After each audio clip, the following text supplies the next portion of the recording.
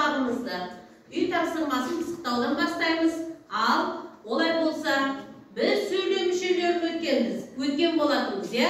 Ал енді осы сөйлем мүшелеріне байланысты ережелерді есімізге түсіріп жіберейікші. Ал балалар, сөйлем мүшелері дегеніміз не? Кім айтады балалар? Сөйлем мүшелері дегеніміз не? Айта ғой, Еркеназ. Сөйлем құрамындағы нақты сұраққа жауап беріп тұратын сөйлем мүшелері дейді. Дұрыс, өте жақсы, жарайсың. Ал енді сөйлем мүшелеріне не жатады? Кәне? Айта ғой. Бастауыш, баяндауыш. Ал, отыра ғой. Бастауыш дегеніміз не? Оның сұрақтарын кім әлемдеп ережелерді айтып береді. Айта ғой. Қимыл іс-әрекеттің иесін білдіретін сөздер бастауыш дейміз. Оның сұрақтары кім-кімден не нелер. Өте жақсы, жарайсың. Ал, баяндауыш дегеніміз не? Айта ғой. Бастауыштан іс-қимылын білдіретін сөздерді баяндауыш дейміз. Оның сұрақтары не істеді, не қылды, қайтты деген сұрақтар қойылады. Дұрыс, өте дұрыс. Балалар, дұрыс айтылды ма? Ереже. Дұрыс айтылды, иә? Ал енді, оның сұрақтарында өте дұрыс айтылды. Ал енді балалар, мен сендерге осы үй тапсырмасын ары қарай пысықтау үшін семантикалық карта беремін. Осы семантикалық картада сендерге сөздер берген. Ол сөздерді бастауыш пен баяндауыштан ажыратып, тиісті белгілермен белгілеп қоясыңдар.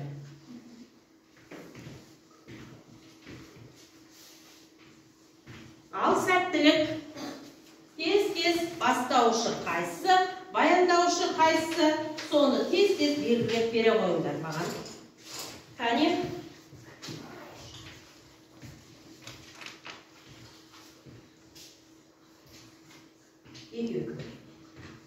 Ал бастайық.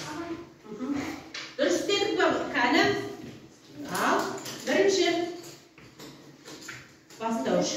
Дұрыс жасаған екенсің, бастаушы дұрыс тауыпсың, баяндаушты дұрыс тауыпсың. Өте жақсы.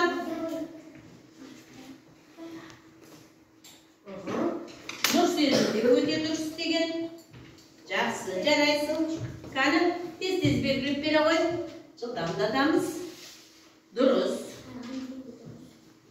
Бастауыш Айжан, баяндауыш өте дұрыс. Так, сендерше. Отыр ба? Жарайсың. Дұрыс белгілеген екенсің.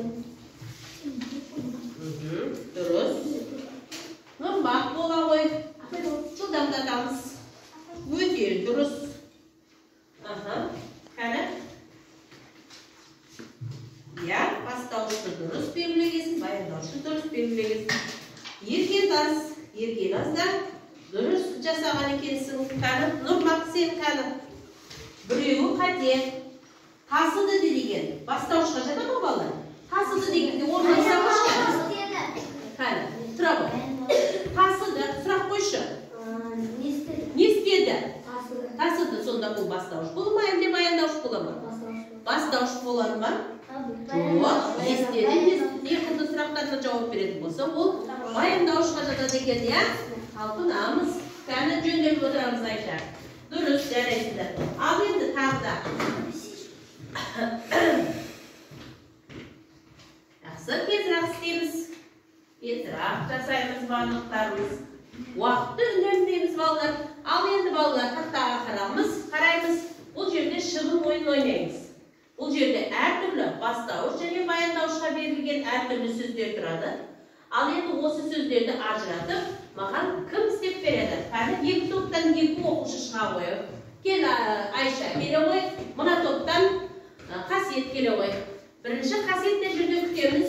Алдымен Айша бізге бастауыштың бірінші ережесін айтып жібер, одан кейін оның сұрақтарын айта қой. Сол сұрақтарға жауап беретін сөздерді тауып шығасың. Айта қой. Сөйлемдегі іс-қимылдың иесін білдіретін сөздерді бастауыш дейміз. Сұрақтары кім-кімдер, не нелер. Олай болса, кім-кімдер, не нелер деген сұраққа жауап беретін сөздерді тауып шыға қой. Айдос, кім. Дұрыс. Не. Ор, не. Қазан. Қаттырақ дауысын шығарамыз, дұрыс. Тақта, не. Өте дұрыс. Жарайсың. Өте дұрыс таптың. Ал баяндауыш деген Aydalar. Баяндауыш дегеніміз бастауыштың өз әрекетін білдіретін сөзді баяндауыш дейміз. Баяндауыштың сұрақтары не істеді, не қылды, қайт деген сұрақтар. Олай болса, не істеді, не қылды, қайт деген сұраққа жауап беретін сөздерді кәні тауып ұра қой. Кәні шығындарды ұра қой. Кәні Қазан. не істеді, не қылды деген сұрақтарға жауап береді. Дұрыс, тарады. Не істеді? Тарады. Дұрыс. Дұрыс. Барды. Не қылды? Жоғарға қараймыз, жоғарға. Жоғарға қараймыз. Кетті. Не істеді? Кетті. Дұрыс. Өте дұрыс. Отыра қой. Жарайды. Ал енді, балдар орнымыздан тұрамыз. Дұрыс. Енді балдар, сендер бүгінгі жаңа сабақпен танысамыз балдар. Ал енді осы жаңа сабағымыздың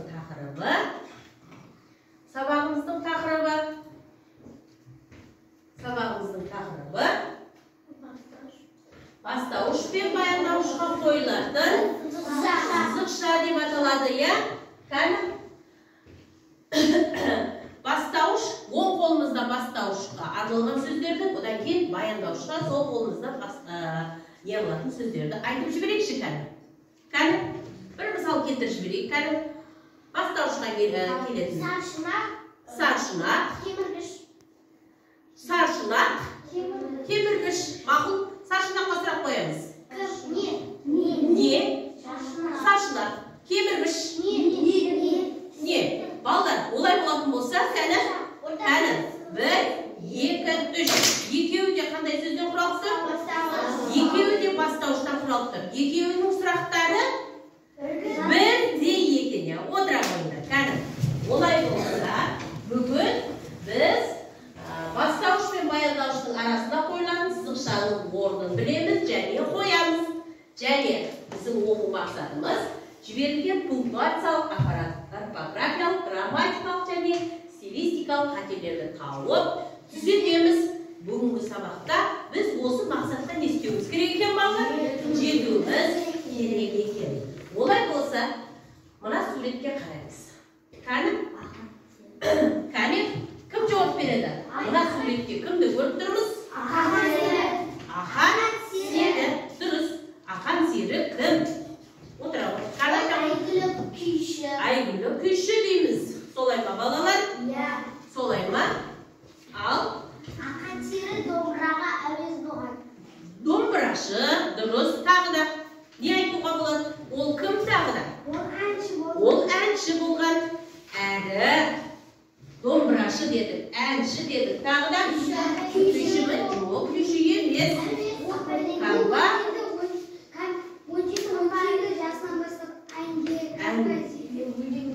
Әнге, өлеңге әуес болады. Отыра ғой, жақсы. Жарайды. Бұл қазақтың бір туары. Серісі, әнші, композитор, өнер сүйгіш азаматтардың бірі Ақан сері. Ақан сері 1843 жыл мен 1913 жылға арада бір жыл дүние алған екен. Ал енді балалар, бұл кісімен таныстық. Енді осы кісі туралы біз естиміз, мәтінге қараймыз. Кәні, осы мәтінді қазір біз бірінші тапсырмада. Ал қараймыз, мәтінді тыңдаймыз. Бүгінгі сабақта мәтінден өзіңе қандай жаңа ақпарат алдың, ол саған ұнай ма, ұнаса неліктен, өз еркіңе қандай ескерткіш бар. Осы мәтіндегі қарамен жазылған сөйлемдерді көшіріп жазып, сөйлем мүшелеріне талдаймыз, олардың тыныс белгісіне не істейміз? Назар аударамыз. Енді осы бірінші тапсырмаға мынандай ескерткіштерді оқытамыз. Мәтіндегі қарамен жазылған сөйлемдерді көшіріп жазамыз, сөйлем мүшелеріне талдаймыз, олардың тыныс белгісіне назар аударамыз. Ал балдар, осы тапсырманы біз не істейміз қазір? Бірінші тапсырмада орындаймыз. Ал енді мәтінді тыңдаймыз. Балдар, мәтінді оқып шығаршы кәні. Бірінші сөйлемді кім оқиды? Бірінші сөйлемді аяғын оқи қой, кәні тішталамыз. Даусыңды қаттырақ шығара қой. Астанадан 6 шақырым жерде қолайлы ескерткіш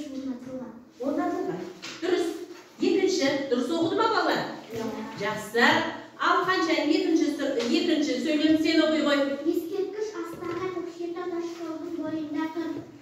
Үшінші сөйлемді Айша оқи қой. Құлагердің мүсіні мыстан құйылған. Дұрыс. Нұрбақ.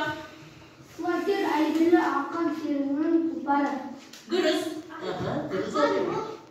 Ақан 16-17 жасында әнге өлеңге домбыраға әуес болады. Дұрыс. Ал енді мәтіннен өзіңе қандай сұрақ? Мәтіннен өзіңе қандай жаңа ақпарат алдың? Досымжан айта ғой. Қандай ақпарат алдың? Енді осы мәтіннен. Не қандай ақпарат алдың? Нені білдің? Нені білдің? Ал. Кәміл? Ал, сен айта қойшы. Қандай ақпарат алдың? Құлагердің мүсіні мыстан құйылғанын білдік. Дұрыс. Және. Айта қойшы. Ол ақан сенің тұлпары екені. Жақсы. Тағы да қандай ақпарат алдың? Ақан сері 16-17 жасынан әнге өлеңге әуес болғанын білдік. Дұрыс. Әуес болғанын білдік. Тағы да. Ақан серінің құлагер деген аты бар екенін білдік. Және. Тағы да. Және. Тағы нені білдік? Бастапқы сөйлемге қарашаңдаршы, бастапқы сөйлемге. Кән айта ғой. Астанада 6 шақырым жерде орналасқан. Дұрыс. Осы құлагер ескерткіші қай жерде орналасқан екен? Астанада 6 шақырым жерде құлагер ескерткішінің орнатылғанын білдік. Балалар, осы құлагер деген не екен ол? Құлагер деген не? Ол кімнің аты? Кімнің тұлпары? Балалар, ақан серінің тұлпары екен, я? Ақан серінің тұлпары өте қандай болған екен? Жүйрік болған екен. Неге қатысады екен? Жарысқа. Қандай жарысқа? Ат жарысы. Және ат жарысының қандай түрлері бар? Қандай ойындар бар ұлттық? Ат ойындарын білеміз ба? Көп бар. Дұрыс. Тағы да. Қыз қуу. Дұрыс. Бәйге. Тағы да. Теңге. Теңге алу ойыны бар екен. Тағы да қандай ойын бар? Ат ойындары. Мақыл, қазанға салу. Яғни жаңағы сен көкпар ойынын айтып жатсың, я? Балалар, міне құлагер деген аты өте жаңағы ақан серіге жақын, өзінің жан жолдасы десек те болады. Ол жаңағы ылғи бәйгеден не қылып келеді екен? Озып келетін мықты жануар екен, я? Ал балалар, мына мәтіннен біз осындай ақпарат алдық, я? Ал енді осы ақпарат саған ұнай ма дейді?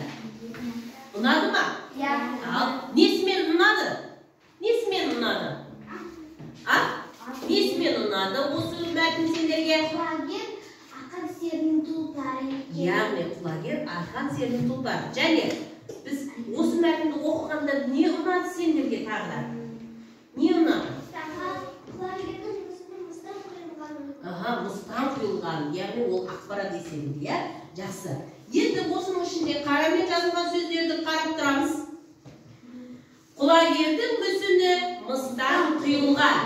Ал енді осы қарамен жазылған сөйлемдерді көшіріп жазамыз дағы сөйлем мүшесіне талдаймыз. Ал енді құлагердің мүсіні мыстан құйылған деген сөзге сұрақ қояқшы. Сөйлем мүшесіне талдайықшы. Ал Не құйылған? Ал енді осының ішінде бастауыш қайсы? Бастауыш бар ма балалар? Бастауыш бар ма? Құлагердің мүсіні мыстан құйылған.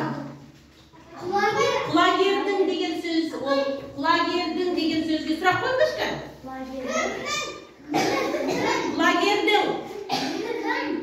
Ненің деген сұрақ қойыңыз. Мүсіні. Мүсіні дегенге сұрақ қойыңыз. Несі? Мыстан.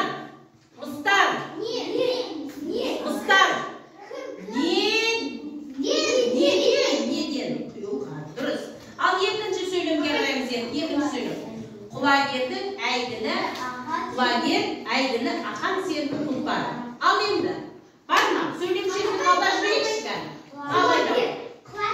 Құлагер. Әйгілі дегеннің ортасында сызықша қойылады. Сызықша қойылып тұр, құлагер дегенге сұрақ қойшы. Құлагер Егер не болып тұр? Бастауыш болып тұр. Дұрыс. Бастауыш болып тұр. Әрі тағы да. Әйгілі ақан серінің тұлпары. Ақан. Сұрақ қоямыз. Кім? Ақан. Ал енді балалар, бұл жерде екі не болып тұр балалар? Зат есім болып тұр, я? Олай болатын болса, сызықшаға қарасақ, екеуі де зат есімнен, бастауышта, баяндауышта, зат есімнен не болып тұр бұл жерде? Жасалып тұр екен. Олай болса, екеуі де бастауыштан жасалатын болса, зат есімден жасалатын болса, бастауышта, баяндауышта, зат есімден жасалатын болса, не қойылады деген ортасына? Сызықша қойылады. Барлығымыз неге қараймыз? Ережеге қараймыз. Ережені бір оқып жіберейікші кәні. Кәні бастаймыз. Бастауышта, баяндауышта, зат есімден жасалса, бастауыштан кейін сызықша қойылады. Мысалы, әмір, күйші. Ал әмір дегенге сұрақ қойықшы. Кім? Әмір. Күйші. Күйші. Кім? Күйші. Балалар, әмір де, күйші де, екеуі де неден құралып тұр? Зат есімнен құралып тұр. Екеуі де бір сұраққа жауап берді. Кім деген сұраққа не қылып тұр? Жауап берді. Олай болса, ортасына не қойылады екен? Сызықша қойылады екен. Ал балалар, 14-ші жаттығуды кәні ашамыз. 14-ші жаттығуға қараймыз. Екінші тапсырма 14-ші жаттығу. 14-ші жаттығуда былай. Сөйлемдерді оқимыз. Екі бағандағы сөйлемдердің баяндаушын тауып, оларға сұрақ қоямыз. Екі бағандағы сөйлемнің баяндаушын естейміз, салыстырамыз. Дискрипторға қараймыз. Осы жаттығуда біз нені? Сөйлемдерді оқисыңдар. Екі бағандағы сөйлемдердің баяндаушын табасыңдар. Оларға естейміз, сұрақ қоямыз. Екі бағандағы сөйлемдердің баяндаушын естейміз, салыстырамыз. Бізге берілген мынау не екен? Дискриптор. Осы 14-ші жаттығуға байланысты. Осы мақсатқа жетеміз 13-ші тапсырманы. Ал кеттік енді. 14-ші жаттығу. Сөйлемдерді оқып, ал бірінші бағандағы сөйлемдерді бір-біріне оқып шығамыз. Кәні сендерді, басқаларды не қыламыз, қимылдарымыз. Ал Нұрма, оқи ғой. Әділет оқушы. Әділет оқушы. Сәуле биші. Алма пісті. Алма жеміс. Дұрыс. Екінші бағанды, екінші партадағы оқушы болсын. Әділет оқыды. Сәуле биледі. Алма пісті. Алма пісті. Енді екі сөйлемдерді оқыдық па? Оқыдық. Енді екі бағандағы сөйлемдердің баяндаушын табамыз. Оларға сұрақ қоямыз. Баяндаушы бар ма? Екі бағандағы сөйлемдердің ішінде баяндауштары бар ма? Кітапқа қараңдар. Баяндауштарын ғана тауып береміз. Баяндауштың сұрақтары не еді?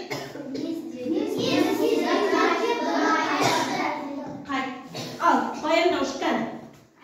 Екі бағандағы салыстырып, баяндауштарын кім тауып береді? Ал, надан басқа ешкім айтпай ма? Баяндауш. Әділет оқыды. Ал енді баяндаушы қайсысы? Оқыды. Не істеді? Оқыды. Ал, екінші. Мына партадан кім жауап береді? Жақсы. Ал, сен айта ғой. Екінші. Сәуле биші. Сәуле биші ма? Кәні? Баяндаушы бар сөйлемді. Ал айта ғой. Сәуле биледі. Дұрыс. Сәуле не істеді? Биледі. Баяндаушы қайсысы? Биледі. Дұрыс. Ары қарай. Айзере оқи ғой. Алма пісті. Дұрыс. Алма пісті. Баяндаушы қайсысы? Баяндаушы қайсысы? Алма пісті. Не болды? Пісті. Дұрыс. Баяндаушыны таптық па балалар? Таптық. Енді не істейміз?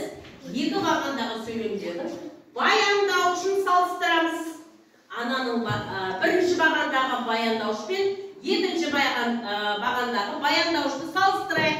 Бірінші бағандағы баяндауыш әділет оқушы дегенде екі баяндауыш қайсысы? Оқушы, иә? Оқушы.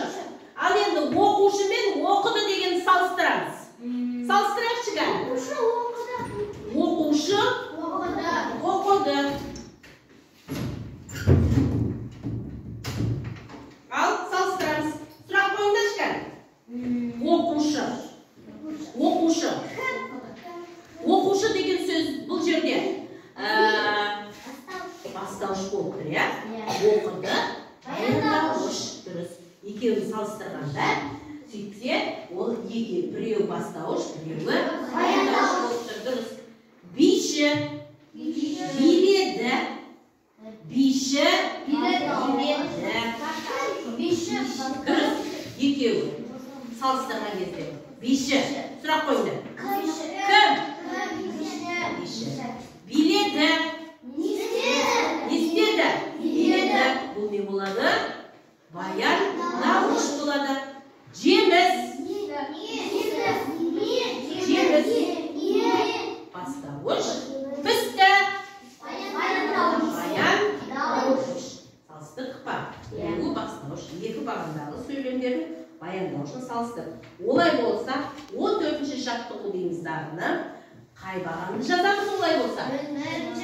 Бірінші бағанды жазамыз ба? Екінші бағанды жазамыз ба? Ал бірінші бағанды көшіріп жазайықшы. Әділет оқушы. Олай болса, екеуі де не болып тұр? Зат есімден жасалып тұр. Олай болса, осы бірінші бағандағы сөздерді не істейміз? Тақтаға жазамыз. Жазыңдар.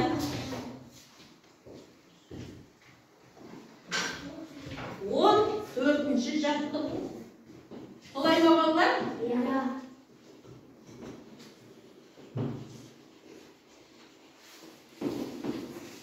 Ал тақтаға маған салыстырып айтып береді. Келе ғой. Әділет оқушы. Әділет жазамыз.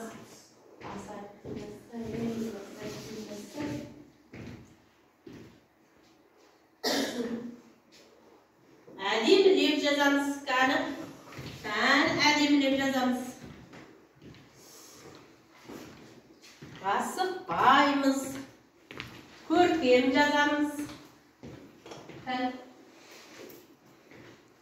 Оқушы. Ал сұрақ қоямыз. Неліктен ортасына сызықша қойылып тұр? Неліктен ортасына сызықша қойылып тұр? Екеуі бастауыш. Екеуі. Ал олай болса сұрақ қой. Әділет кім? Кім? Әділет.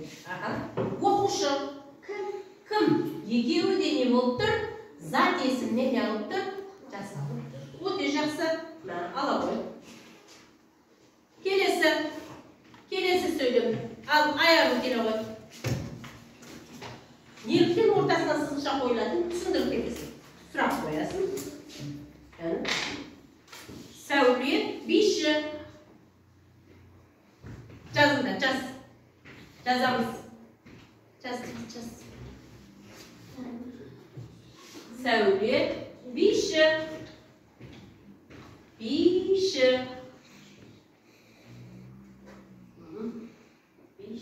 Ал. Биші. Дұрыс. Ал енді. Сұрақ қой. Неліктен ортасына сызықша қойылып тұр? Екеуі де басты. Сұрақ қой. Олай болса. Кім сәулет? Кім биші? Дұрыс. Екеуі де бастауыштан құралатын. Екеуі де зат есімден жасалып тұр, иә? Сондықтан ортасына не қойылып тұр? Сызықша қойылып тұр. Өте дұрыс. Келе отма. Ала қой. Келесі. Үшінші. Кел, Нұрмақ келе ғой. Үшінші. Жаз болдыңдар ма балалар? Иә. Қанша таңдатамыз? Үшінші. Алма, жеміс. Әдемілеп жазамыз. Бөлініп жатқан жоқ па?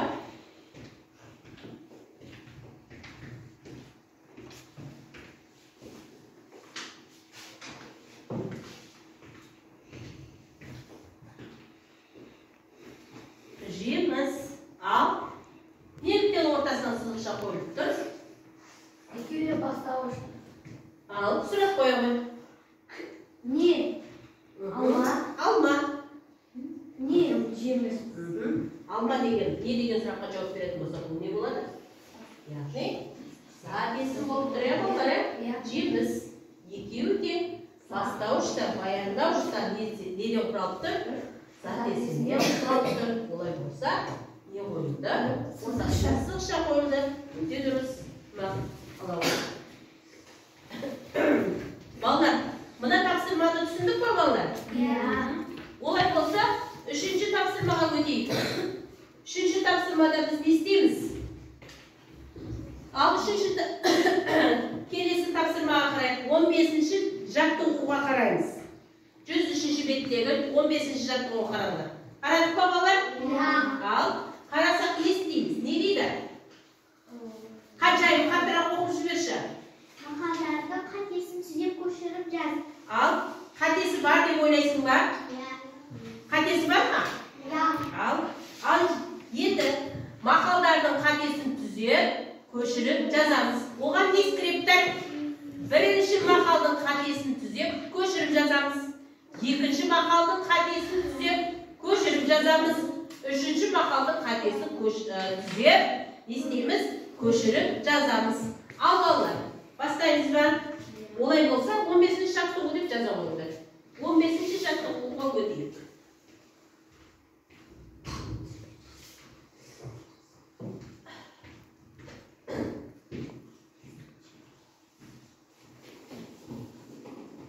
Ал тақтаға. Осы жаңа сабақты пысықтауға арналған жаттығулардың кім тақтаға шыға қойын? Шығады. Кім қатесін түзейді? Бірінші сөйлейді. Мақалдарды. Там? Ал, оқи қой. Отан қуат, отбасы шуақ. Отан қуат, отбасы шуақ. Тыныс белгісі қойыламыз ба? Ал, келе қой. Жаза қой. Ал, олай болса барлығымыз жазамыз. Отан қуат, отбасы шуақ. Жөнде жазамыз. Отан қуат,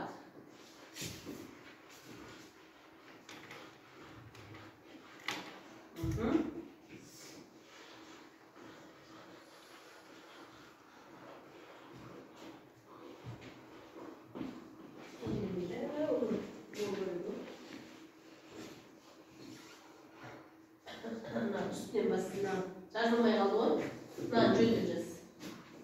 Отбасы шуақ. Бұның төбесін жөндеп жаз.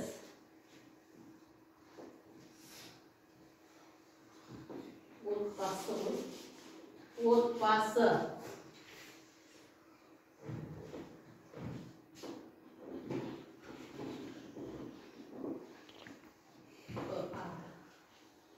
Отбасы шуақ. Шуақ. Ал енді, қай жерде сызықша қойдың? Қандай тыныс белгісін қойдың сен? Отан қуат дегенде ортасына дауысын қатты шығарсай. Отан қуат, отбасы шуақтың ортасында сызықша қойдың. Иә, отан дегеннен кейін сызықша қойдың. Не үшін қойдың? Екеуі зат есімнен қалып тұр. Дұрыс сұрақ қоя ғой. Екеуі де зат есімнен. Отан. Не? Дұрыс. Қуат. Екеуі де неден құралып тұр? Зат есімнен құралып тұр. Сондықтан сызықша қойдың. Ары қарай. Отбасы шуақ. Сұрақ қой. Сұрақ қойсаң, не үшін ортасына сызықша қойдың? Иә. Шуақ. Иә. Екеуі де неден жасалып тұр? Зат есімнен жасалып тұр. Дұрыс. Отыра қой. Келесін кім жазады? Осы екі шоқшыдан басқа ешкім үндемей ма? Үндемей ме? Кел еркен аз. Келесін сөйлеуіміз жазады.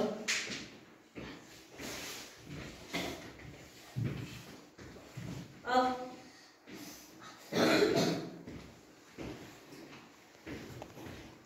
Мектеп кеме, білім, теңіз.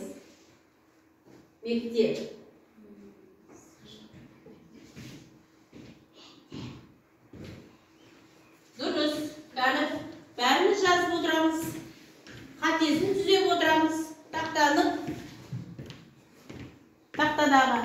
әріптерді дұрыс жазамыз. Аяру жақсы жазыпсың. Жәнелге өте әдемі жазып келе жатыр. Айша да жақсы жазған. Мадияр да жақсы жазыпты. Әдемілеп қис қылмай жазамыз. Әдемілеп. Жаттығуды. Әріптерді түзу жазамыз. Қаншайым сайлай отырамыз. Жақсы? Мектеп, кеме, білім, теңіз, теңіз, теңіз. Теңіз. Дұрыс. Ал. Оқи қой. Мектеп, кеме, білім, теңіз. Қай жерде сызықша қойдың? Мектеп, кеме дегеннің ортасына сызықша қойдым.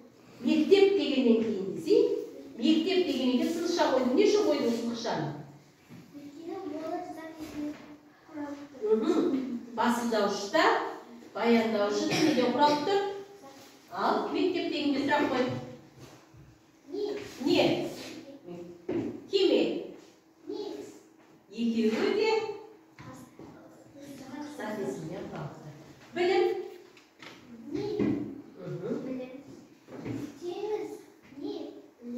Теңіз. Екеуі де неден құралып тұр? Екеуі де бір сұраққа жауап беріпсің. Сәтесіне құралып тұр. Сондықтан сызықша қойыпсың. Жақсы. Тапсырманы дұрыс орындады Еркеназ. Үшінші, сөйлемді кім жазады? Ал жаза қой. Ас атасы нан. Күйінірек қылып жазамыз. Жылдам жазамыз. Ас атасы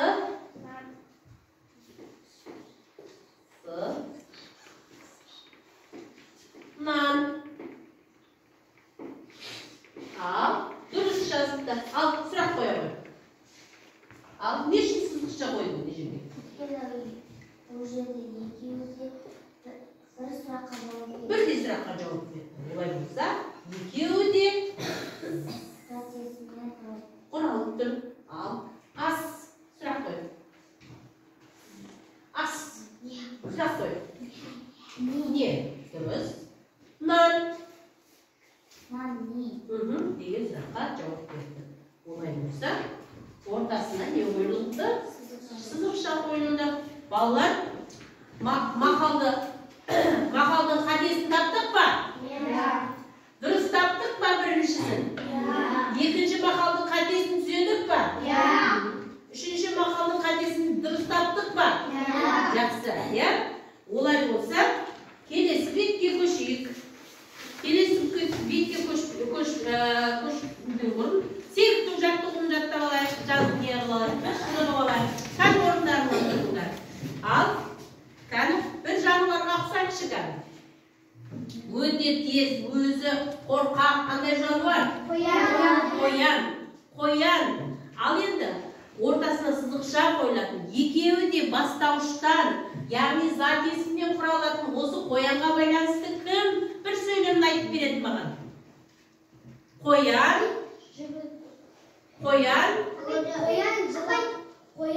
Жылдам.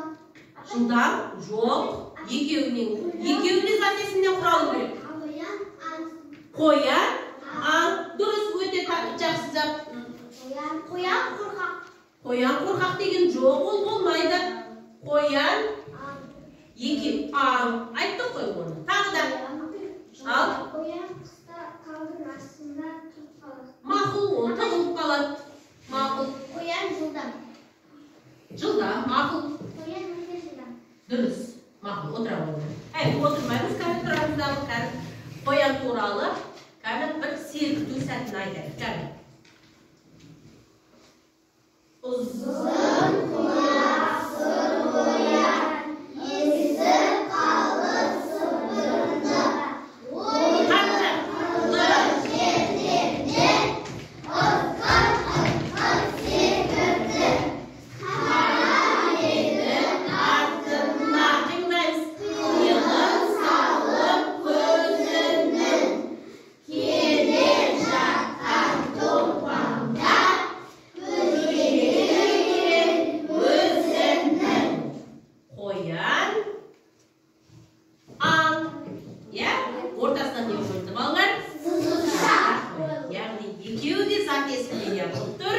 жасалып тұр екен. Отыра қоймай. Келесі бетті ашамыз. Олай болса, келесі бетті ашамыз. Қандай жұмыс балдар? Қандай жұмысты көріп тұрмыз? Шығармашылық үзілісті көріп тұрмыз, е? Шығармашылық үзілісті көріп тұрмыз. Яғни балалар, бұна тапсырманы бір-бір көміктенің орнына не істейміз? Нені қоямыз? Көміктенің орнына тиісті сөздерді не істейміз? Қоямыз. Сөйтіп өлеңді оқимыз. Ал бастаймыз. Кім бастайды? Ал отыр, тұра отыр. Қасқырдың қаруы тісі. Қасқырдың қаруы тісі. Ал бұл жерге не үшінші сызықша қойыпты?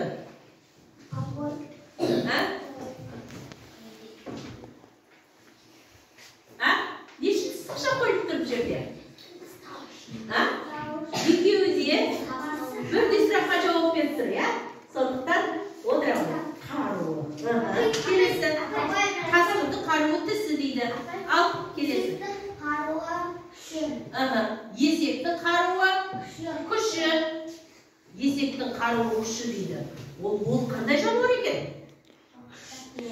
Күшті жануар екен, я? Жақсы. Екеуі де бастауыштан құралып, жатесінен құралып тұра қоя. Ал қаншайым айта қой? Бүркіттің қаруы Тырнағы. Яғни, бүркіт өте қандай аң екен? Қандай құс екен? Жыртқыш құс екен. Тырнағы болады екен. Жақсы. Ал айтамын. Жыланның қаруы уы. Балдар, неліктен сызықша қойылғанын түсіндік пе балдар? Ал олай болатын болса, бұл сұрақ қою арқылы біз екеуі де зат есіміне құралатын болса, біз оның ортасына не қояды екенбіз? Сызықша қояды екенбіз. Бұл кімнің өлеңі екен? Естен Елубайдың өлеңі. Олай болса, үйде осы 16-шы жаттығуды тиісті сөздерді қойып, оларға сұрақ қойып, олардың тиісті сөздерді әрқайсының жаңа айтқандай орнына қойып, үйде не істейміз? Көшіріп, жазып келеміз. Солай ма балалар? Жазып келеміз бе? Олай болса, бүгінгі сабақ сендерге ұнады ма? Ұнаса, белгі бере қойыңдар. Кім осы сабақта маған қоятын сұрақтарың бар ма? Жоқ па балалар? Олай болатын болса, үй тапсырмасын жақсылап істейміз, жазып орындап келеміз. Ал балалар, осымен біздің сабағымыз аяқталды. Қош, сау болыңдар.